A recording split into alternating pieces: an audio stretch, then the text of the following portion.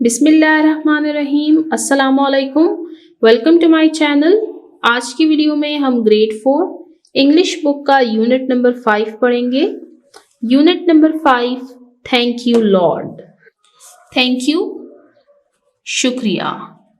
Lord, खुदा, आका, अल्लाह। Thank you Lord यानी ए खुदा तेरा शुक्रिया।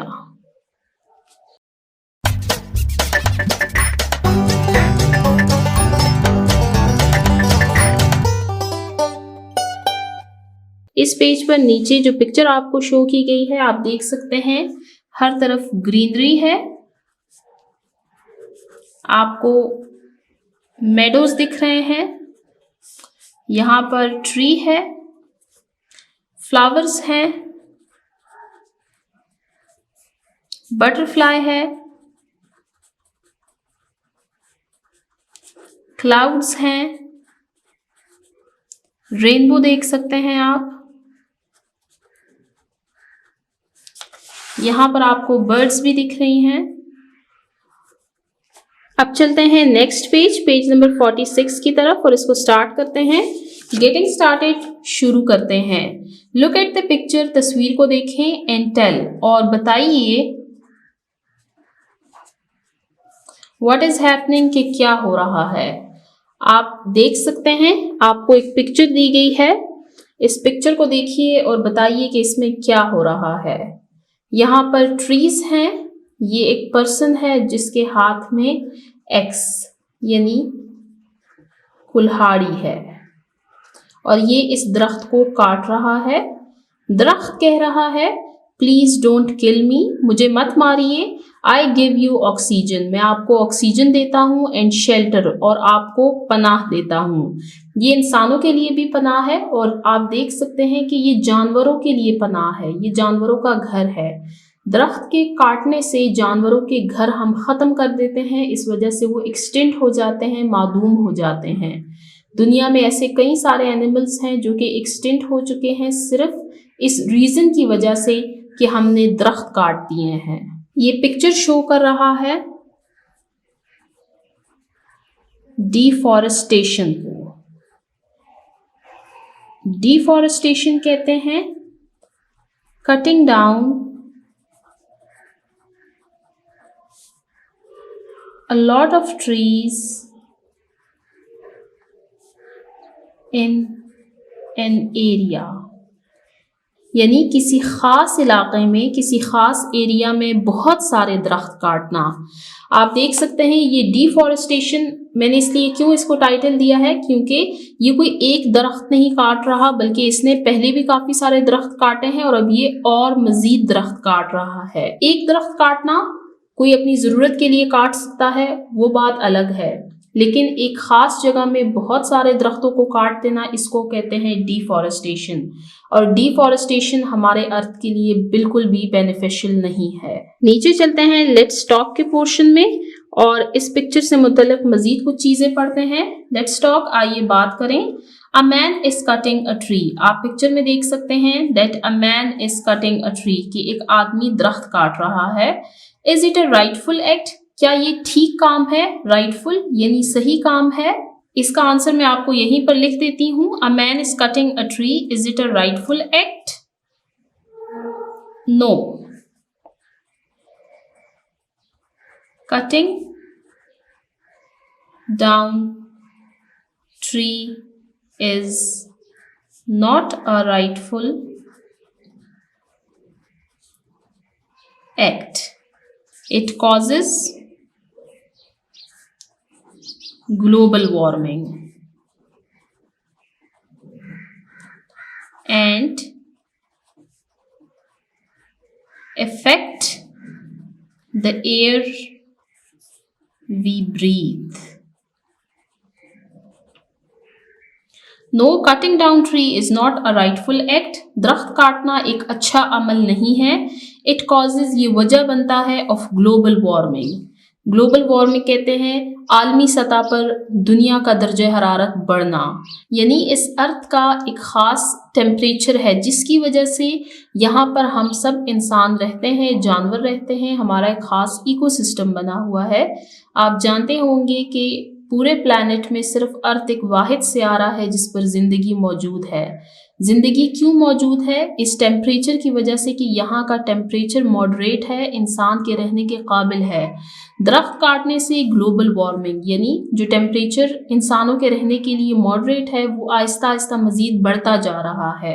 And effect the air we breathe, और उस हवा को भी मुतासर कर रहा है जिसमें हम सांस लेते हैं। तो ये आंसर था फर्स्ट क्वेश्चन का। A man is cutting a tree, is it a rightful act? No, cutting down tree is not a rightful act, it causes global warming and effect the air we breathe. अब read करते हैं question number 2। What will happen, क्या होगा to the environment, माहौल को? If trees are cut for wood and fuel, अगर हम तमाम दरख्तों को लकड़ी एंड फ्यूल और ईंधन के लिए काट दें तो क्या होगा? जैसे कि आप जानते हैं कि लकड़ी, ईंधन ये भी इंसानी ज़रूरियात में शामिल है। तो अगर हम इन सारे दरख्तों को अपनी ज़रूरियात के लिए काट दें तो इससे माहौल में क्या फ़र्क पड़ेगा, इससे इन्वायरमेंट में क्या फ़र्क आएगा? इसका आंसर मैं आपको यही मेंशन कर देती हूँ। If we cut down all the trees for wood and fuel, then the earth will lose its beauty. Second point, it will make the earth warmer. Next point, it will affect our ecosystem. Next point, our air will become unhealthy. Next point, animals will lose their homes. If we cut down all the trees for wood and fuel, अगर हम सारे दरख्तों को लकड़ी और ईंधन के लिए काटते, then तो फिर The earth will lose its beauty, तो ज़मीन अपनी खूबसूरती खो देगा। आप अगर अपने इर्द गिर्द देखें तो आपको जो कलरफुल चीज़ें नज़र आती हैं ये सारे इन दरख्तों की वजह से है। दरख्त हैं तो ये रंग बिरंग परिंदे आसमान में उड़ते हैं। ये दरख्त जो हैं ये इनके घर हैं। अगर हम इन दरख्तों को काट दें तो ये जानवर ख़त्म हो जाएंगे, एक्सटेंट हो जाएंगे, मादूम हो जाएंगे। ये पॉइंट यहाँ पर मैंने एंड में मेंशन भी किया है that animals will lose their homes, कि जानवर अपने घर खो देंगे। It will make the earth warmer, ये ज़मीन को मज़ीद गर्म कर देगा, ग्लोबल वार्मिंग हो जाएगी। It will affect our ecosystem, ये हमारे माहौल, हमारे इकोसिस्टम को इफ़ेक्ट करेगा। अवर एयर विल बिकम अनहेल्दी, और हमारी जो हवा है जिसमें हम सांस लेते हैं ये अनहेल्दी, ये डर्टी हो जाएगी, गंदी हो जाएगी, क्योंकि ये दरख्त ही है जो हमारी हवा को साफ रखने में मदद करते हैं। तो ये आंसर था सेकंड क्वेश्चन का। What will happen to the environment if trees are cut for wood and fuel? If we cut down all the trees for wood and fuel, then the earth will lose its beauty. It will make the earth warmer. It will affect our ecosystem. Our air will become unhealthy. Last, animals will lose their homes. Last question read करते हैं। What other benefits we get from trees, हम दरख्तों से मज़ीद कौन से फ़ायदे हासिल करते हैं, यानी दरख्तों से हमें मज़ीद कौन से फ़ायदे मिलते हैं? इसका आंसर मैं आपको यहाँ पर इस जगह पे मेंशन कर देती हूँ।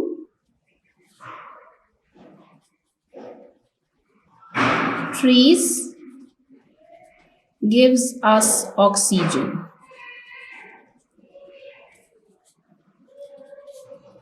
It makes our air clean. Provide shelter,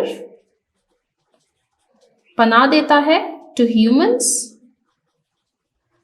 and to animals. Make fruits, हमारे लिए फल पैदा करता है. Make our earth beautiful, हमारे ज़मीन को खूबसूरत बनाता है. Offer medicines, काफ़ी सारे दरख्त ऐसे हैं जिनको एज ए मेडिसिन भी यूज़ किया जाता है. उनके पत्ते या उनका जो फल होता है उसको मेडिसिन के तौर पर इस्तेमाल किया जाता है. रिड्यूस नॉइज, ये शोर को भी कम करता है. एब्जॉर्ब कार्बन डाइऑक्साइड, और ये कार्बन डाइऑक्साइड को एब्जॉर्ब करता है, जज़ब कर लेता है और ऑक्सीजन प्रोड्यूस करता है. तो ये था लास्ट क्वेश्चन का answer. What other benefits we get from trees, हम दरख्तों से और कौन से फायदे हासिल करते हैं.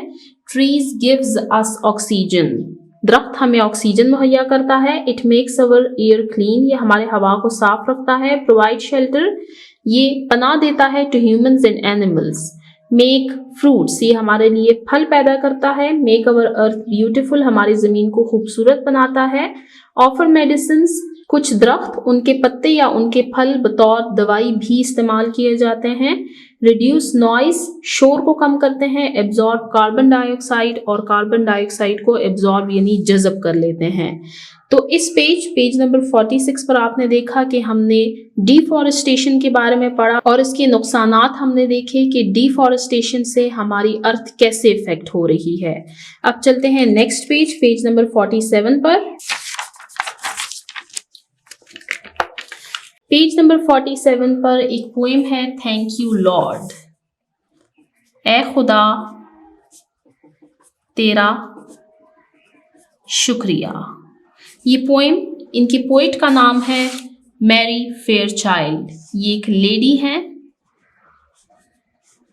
तो आज हम इस चैप्टर नंबर 5 में एक पोएम पढ़ेंगे जिनका टाइटल है थैंक यू लॉर्ड, और इनकी पोइट का नाम है मैरी फेयरचाइल्ड. इसको रीड करना स्टार्ट करते हैं. सबसे पहले हमारे पास प्री रीडिंग क्वेश्चंस दिए हुए हैं. इन प्री रीडिंग क्वेश्चंस को रीड करते हैं. प्री रीडिंग क्वेश्चंस दिए हुए हैं, इनको रीड करते हैं. प्री रीडिंग क्वेश्चंस ऐसे क्वेश्चंस होते हैं जिनके आंसर हमें यूनिट के टेक्स्ट की रीडिंग स्टार्ट करने से पहले देने होते हैं. 2 क्वेश्चंस है, रीड करते हैं इनको. रीड द टाइटल, उन्वान को पढ़िए. एंड टेल, और बताइए what the poem can be about, कि उन्वान को पढ़िए और बताइए कि ये नज़म किस बारे में हो सकती है. क्योंकि अभी तक हमने पोएम को रीड करना स्टार्ट नहीं किया तो हम सिर्फ अंदाज़ा लगा सकते हैं कि ये नज़म किस बारे में हो सकती है. टाइटल है थैंक यू लॉर्ड, तो इससे हमें आइडिया हो रहा है that this poem is a special thank you note to Lord about being grateful for his blessings. That this poem is a special thank you note to the Lord about being grateful for his blessings, कि ये नज़म एक शुक्रिया का note है to the Lord, खुदा के लिए. about being grateful for his blessings, उनकी नेमतों के लिए, उनकी रहमतों के लिए. यानी इस पोएम के टाइटल से हमें आइडिया हो रहा है कि ये एक थैंक यू नोट है लॉर्ड यानी खुदा के लिए, उनकी नेमतों के शुक्र के तौर पर. Question number 2, do you pray for things you need, कि आपको जिन चीज़ों की ज़रूरत होती है आप उनके लिए प्रे यानी आप उनके लिए दुआ करते हैं. तो जी हाँ, yes I do pray for things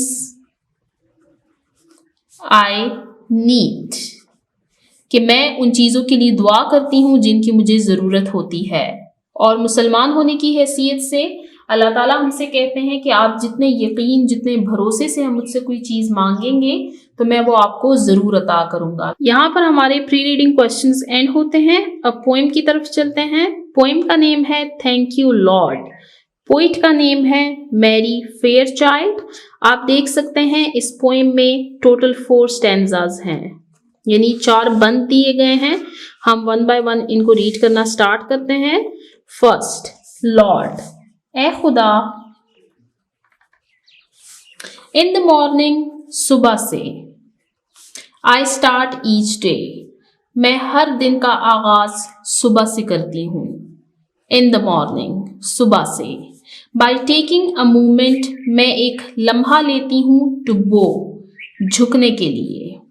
and pray, और इबादत के लिए। Lord, in the morning I start each day by taking a movement to bow and pray, कि ए खुदा, मैं अपने दिन का आगाज सुबह से करती हूँ और एक लम्हा निकालती हूँ झुकने के लिए और इबादत करने के लिए। यहाँ पर हमें 2 बातें बताई गई हैं। In the morning, to start each day in the morning, यानी वो अपने दिन का आगाज सुबह से करती हैं। यहाँ पर जागने के टाइम को हाईलाइट किया है, इन द मॉर्निंग, सुबह जागना। फिर then taking a moment to go and pray, सुबह उठ के सबसे पहले वो इबादत करती हैं। देखिए यहाँ पर वो अपनी रूटीन बता रही हैं और हमें भी इस रूटीन को फॉलो करना चाहिए कि सुबह उठ के हमें सबसे पहले फजर की नमाज पढ़नी चाहिए। आई स्टार्ट विथ थैंक्स, मैं अपना दिन शुरू करती हूँ शुक्रिया अदा करते हुए। एंड देन गिव प्रेज, और फिर तारीफ करती हूँ, सना बयान करती हूँ। For all your kind and loving ways, आपकी तमाम मेहरबानियों और मोहब्बतों का, कि आपकी तमाम मेहरबानियों और मोहब्बतों का शुक्रिया अदा करती हूँ और आपकी तारीफ करती हूँ। इस पैराग्राफ को हमने रीड करके ये आइडिया यहाँ से डिराइव किया कि इसमें प्रेयर यानी इबादत की बात की गई है। Lord, in the morning I start each day by taking a moment to go and pray, कि ए खुदा, मैं अपना दिन शुरू करती हूँ सुबह से, फिर मैं झुकती हूँ, इबादत करती हूँ। I start with thanks and then give praise for all your kind and loving praise, और आपका शुक्रिया अदा करती हूँ, आपकी तारीफ करती हूँ, आपकी सना बयान करती हूँ, आपकी तमाम मेहरबानियों और मोहब्बतों का। तो फर्स्ट स्टैंजा में हमने पढ़ा कि पोएट अपने दिन का आगाज सुबह से और अल्लाह ताला की इबादत से करती हैं। सेकेंड स्टैंजा की तरफ चलते हैं। Today if sunshine turns to rain, आज अगर सूरज की रोशनी बारिश में तब्दील हो जाए। टुडे इफ सनशाइन, आज अगर सूरज की रोशनी टर्न्स बदल जाए टू रेन, बारिश में। If a dark cloud brings some pain, अगर कोई काले बादल ब्रिंग्स ले आए सम पेन, कुछ दर्द या कोई गम। आई वोंट डाउट, तो मैं शक नहीं करूंगी, और हाइड इन फियर, या डर से, हाइड कहते हैं छुपना, या डर से छुपूंगी नहीं। फॉर यू माई गॉड, कि ए मेरे खुदा, और ऑलवेज नियर, क्योंकि आप हमेशा मेरे करीब हैं। Today if sunshine turns to rain, आज अगर सूरज की रोशनी बारिश में तब्दील हो जाए। If a dark clouds bring some pain, या काले बादल कोई गम या कोई दर्द ले आए। आई वोंट डाउट, तो मैं शक नहीं करूंगी, और हाइड इन फियर, या कहीं डर से छुपूंगी नहीं। फॉर यू माई गॉड, कि ए मेरे खुदा, और ऑलवेज नियर, कि आप हमेशा मेरे करीब हैं। अब इस स्टैंजा में एक बहुत इम्पॉर्टेंट बात जो हमने नोट करनी है एज ए मुस्लिम, वो ये है कि पुराने ज़मानों में यानी जाहिलियत के दौर में लोगों को जिन चीज़ों से डर लगता था वो उसकी इबादत शुरू कर लेते थे। जैसे आपने पढ़ा होगा कि ज़माने जाहिलियत में लोग चांद, सितारे, सूरज, इनकी इबादत किया करते थे। तो इस स्टैंजा में पोएट ने बहुत खूबसूरत अंदाज में ये बात बयान की है कि बारिश, सूरज की रोशनी, काले बादल, मौसमों का तब्दील होना, ये सब अल्लाह ताला का निज़ाम है। ये सब इंसानी ज़िंदगी के लिए ज़रूरी हैं। सिर्फ सूरज हो तो ये भी काफ़ी नहीं है, बारिश होना भी ज़रूरी है। हर वक्त बारिश का होना ये भी अच्छी बात नहीं है। तो ये अल्लाह ताला का एक निज़ाम है। पुराने वक्तों में लोग इनकी इबादत शुरू कर लेते थे इनसे डर के, तो इनसे हमें डरना नहीं चाहिए, बल्कि ये अल्लाह ताला का एक निज़ाम है और ये अल्लाह ताला की रहमतें नेमतें हैं हम पर। तो अब चलते हैं नेक्स्ट स्टैंजा की तरफ। आई विल ट्रैवल, मैं सफ़र करूँगी। वेयर यू लीड, जहाँ आप मेरी रहनुमाई करेंगे, कि जहाँ आप मेरी रहनुमाई करेंगे मैं वहीं पर चल पड़ूंगी। I will help my friends in need, और मैं अपने दोस्तों की मदद करूंगी ज़रूरत के वक्त। वेयर यू सेंड मी, जहाँ आप मुझे भेजेंगे, आई विल गो, मैं जाऊंगी। विद योर हेल्प, आपकी मदद से, I will learn and grow, मैं सीखूंगी, एंड ग्रो, और तरक्की करूंगी। अब इस स्टेंजा को मैं आपको लिंक करके दिखाती हूँ फर्स्ट और सेकंड स्टेंजा के साथ। फर्स्ट स्टेंजा में पोइट ने ये डिस्क्राइब किया कि वो सुबह उठती हैं, अपने दिन का आगाज़ करती हैं और फिर अल्लाह ताला की इबादत करती हैं। सेकंड स्टेंजा में हमने पढ़ा कि पोइट ने ये बात की कि जो सीजन्स हैं ये अल्लाह ताला की नेमतें हैं हम पर, इनसे हमें डरना नहीं चाहिए। और यहाँ पर उन्होंने कहा है कि आई वोंट डाउट और हाइड इन फियर, कि मैं कोई शक नहीं करूँगी, मैं डर के मारे छुपूंगी नहीं, क्योंकि अल्लाह ताला हमारे करीब है। और मुसलमान होने की हैसियत से हमें पता है, हमें इस बात पर यकीन है, हमारा इस बात पर ईमान है कि अल्लाह ताला हमारी शहरक से भी ज़्यादा हमसे करीब है। फिर थर्ड स्टेंजा में उन्होंने बात की है कि दिन का आगाज़ होने के बाद आप जहाँ भी मुझे लेकर जाएंगे मैं जाऊँगी, मैं लोगों की मदद करूँगी, मैं अपने दोस्तों की मदद करूँगी, और आप मुझे जहाँ भी भेजेंगे मदद के लिए मैं जाऊँगी, और आप ही की मदद से मैं सीखूंगी और मैं तरक्की करूँगी। यानी यहाँ पर बात की गई है रिज़्क़े हलाल की, कि पोइट ने कहा है that I will travel where you lead, कि आप जहाँ भी मुझे लेकर जाएंगे, मेरी किस्मत में जहाँ भी रिस्क मौजूद होगा और आप मुझे वहाँ पर लेकर जाएंगे तो मैं वहाँ जाऊँगी, वहाँ पर लोगों की मदद करूँगी, धोखेबाजी नहीं करूँगी, कि आपकी मदद पर, आपकी हेल्प पर मुझे यकीन है, मैं सीखूँगी और उसी से तरक्की करूँगी। तो ये था थर्ड स्टेंजा। अब चलते हैं फोर्थ स्टेंजा की तरफ।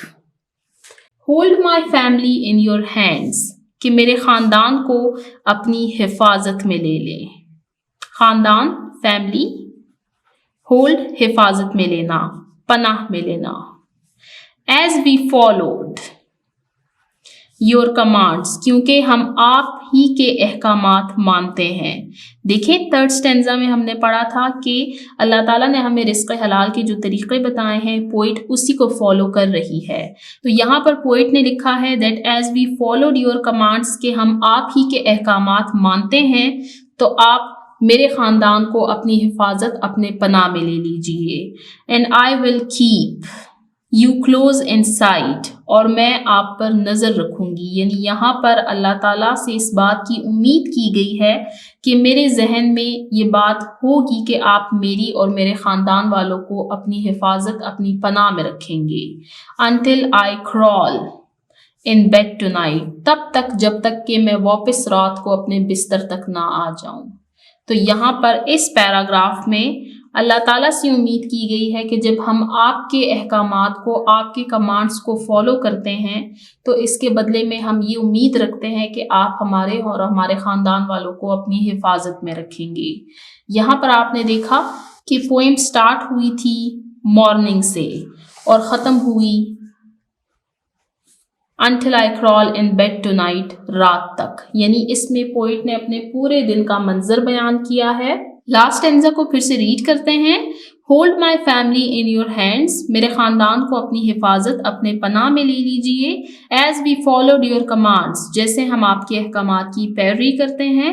And I will keep you close in sight, और मैं आप पर नज़र रखूँगी, आप मेरे नज़र के सामने होंगे।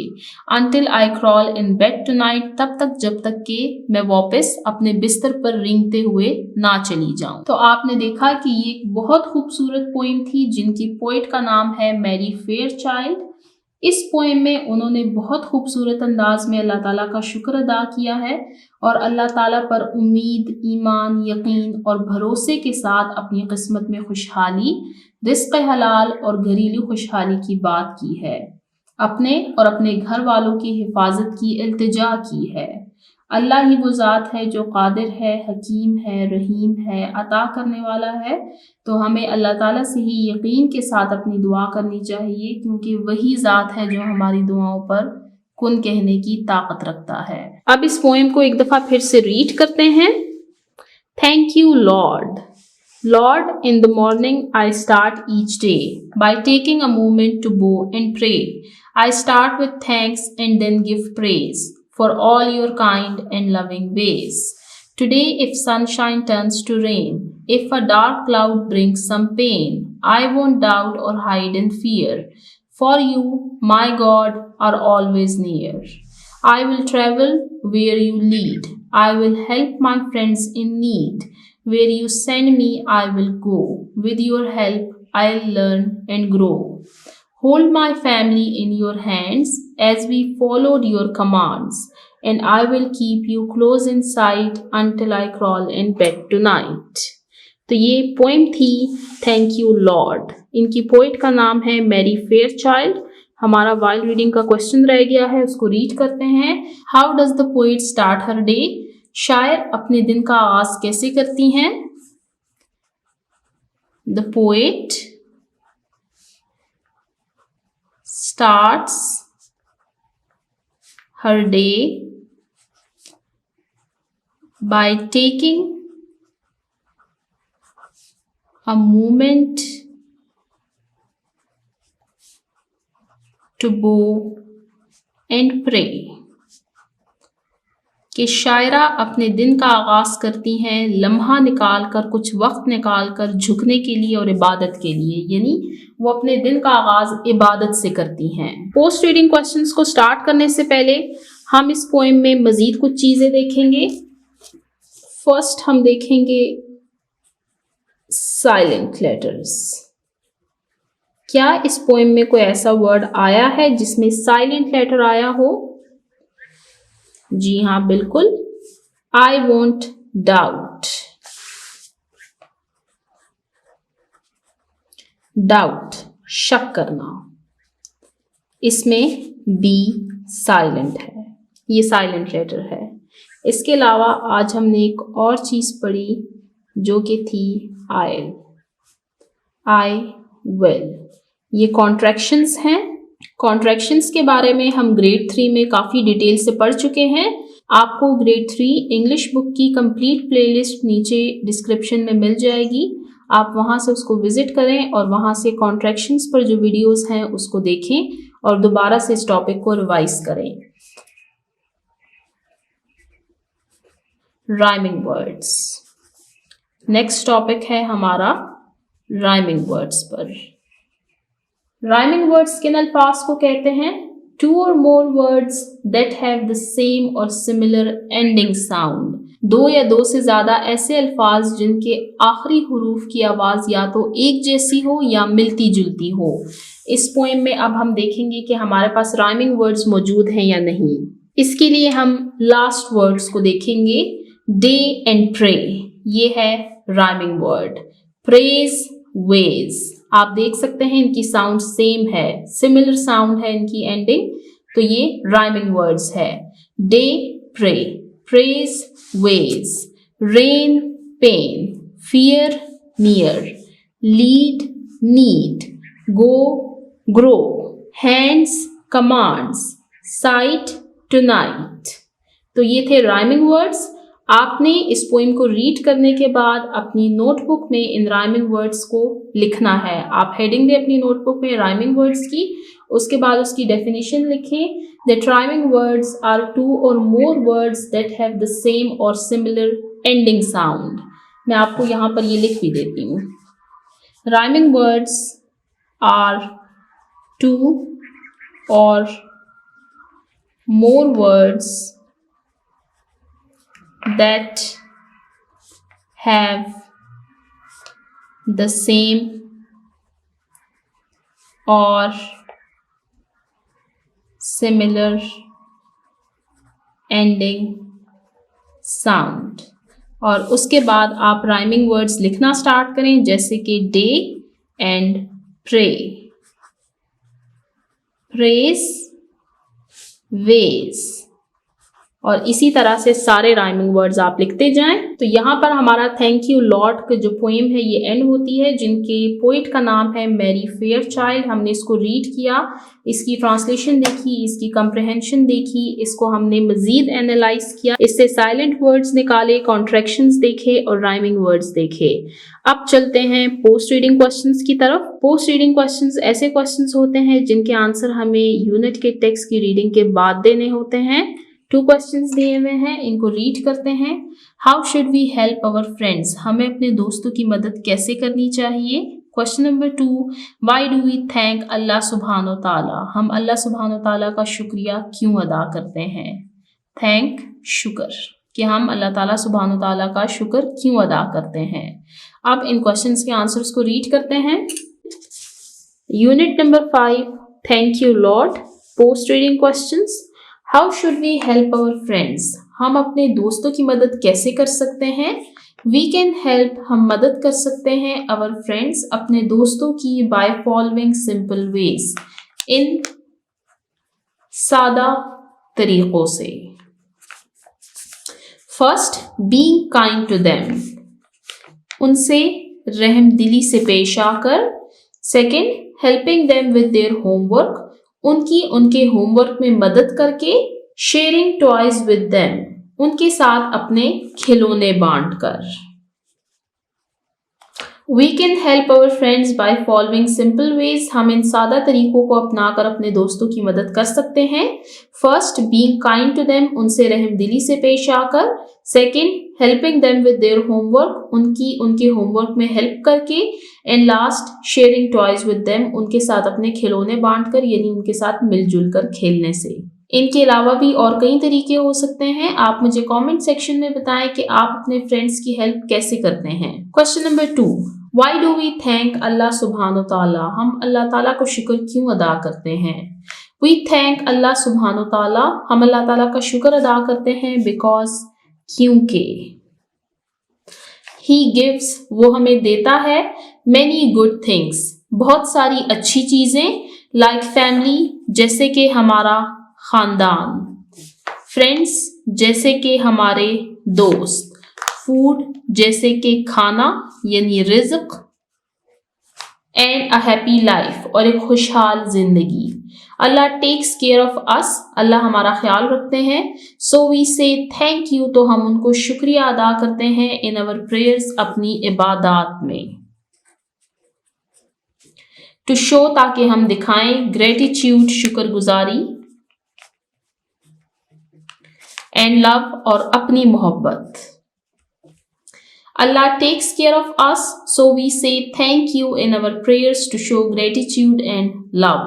अल्लाह ताला हमारा ख्याल रखते हैं, तो हम उनका शुक्र अदा करते हैं अपनी इबादत में, अपनी शुक्रगुजारी और मोहब्बत दिखाकर।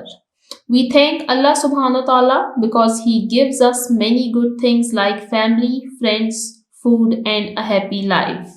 Allah takes care of us, so we say thank you in our prayers to show gratitude and love. यहाँ पर हमारे पोस्ट रीडिंग क्वेश्चंस एंड होते हैं। टीचिंग पॉइंट को रीड करते हैं।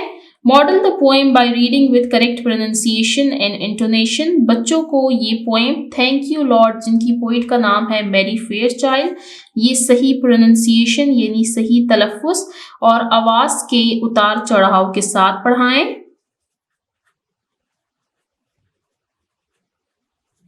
Ask students to read the poem aloud for an accurate reproduction of sounds of letters and words. बच्चों से कहें कि इस नज़म को बुलंद आवाज में पढ़े, हुरूफ और अल्फाज की सही आवाज की अदायगी के लिए। Guide them through applying punctuation rules to assist accuracy and fluency. बच्चों को ये नज़म ठीक तरीके से पढ़ाने के लिए उनको गाइड करें, उनकी रहनुमाई करें पंचुएशन रूल्स में, कि जहाँ पर फुल स्टॉप है आपने रुकना है, जहाँ पर कॉमा है आपने शॉर्ट पॉज लेना है। Discuss the theme of the poem with them, बच्चों के साथ नज़म का मरकजी ख्याल शेयर करें। बच्चों को इस पोएम का मरकजी ख्याल यानी थीम बताएं कि ये पोएम किस बारे में है। ये पोएम ज़िंदगी गुजारने के बेहतरीन उसूलों के बारे में है और हमें इसमें बताया गया है कि हम अपनी ज़िंदगी को बेहतर और बेहतरीन तरीके से कैसे गुजार सकते हैं। Encourage them to answer the given questions orally। और इस पोएम में जो प्री रीडिंग, वाइल रीडिंग और पोस्ट रीडिंग क्वेश्चंस दिए गए हैं, बच्चों से कहें कि उनके जवाबात जुबानी यानी ओरली दे। यहाँ पर टीचिंग पॉइंट एंड होता है और इसके साथ ही हम आज की वीडियो को एंड करते हैं। आज की वीडियो में हमने एक बहुत खूबसूरत पोएम थैंक यू लॉर्ड, जिनकी पोइट का नाम है मैरी फेयरचाइल्ड, उस पोएम को पढ़ा, उसकी ट्रांसलेशन, उसकी कम्प्रहेंशन हमने देखी। इसके अलावा हमने डिफॉरेस्टेशन के बारे में पढ़ा। इंशाल्लाह नेक्स्ट वीडियो में हम ओरल कम्युनिकेशन और रीडिंग एंड क्रिटिकल थिंकिंग के टॉपिक्स को कवर करेंगे। जिन बच्चों ने अभी तक मेरे चैनल को सब्सक्राइब नहीं किया, काइंडली मेरे चैनल को सब्सक्राइब करें ताकि हर आने वाली वीडियो आपको टाइमली मिल सके। Thank you.